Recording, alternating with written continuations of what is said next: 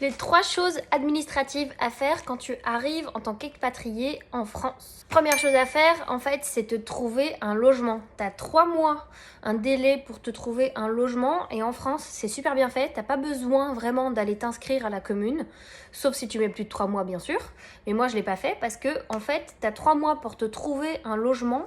Et une fois que tu prends soit le Wi-Fi, où tu présentes ta facture d'électricité et de gaz, en fait, tu es automatiquement inscrit parce que pour eux, ce qui est assez logique, c'est que quand tu bénéficies du Wi-Fi ou du gaz ou de l'électricité, du coup, automatiquement, tu es inscrit dans le pays. Donc ça, c'est assez praticos. Deuxième chose à faire financièrement, c'est qu'il faut faire ta première déclaration d'impôt. La première se fait en version papier, à l'ancienne. Et petite astuce, aller sur place, d'accord?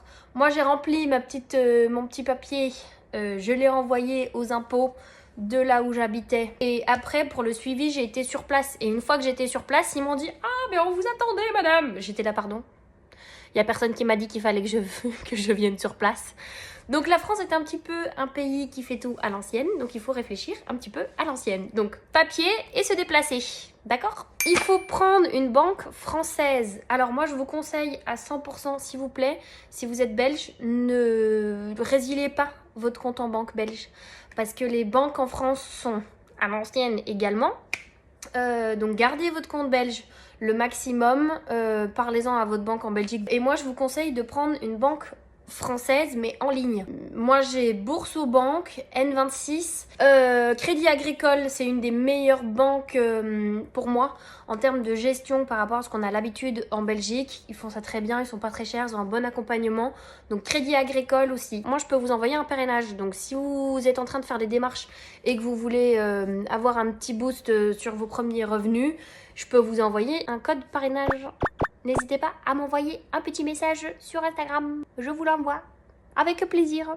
Troisième chose, comme d'habitude, la santé. Donc il faut, c'est ce qu'il y a de plus pénible, il faut vous inscrire auprès de la sécurité sociale. Faites-le le plus vite possible. Il faut appeler. Après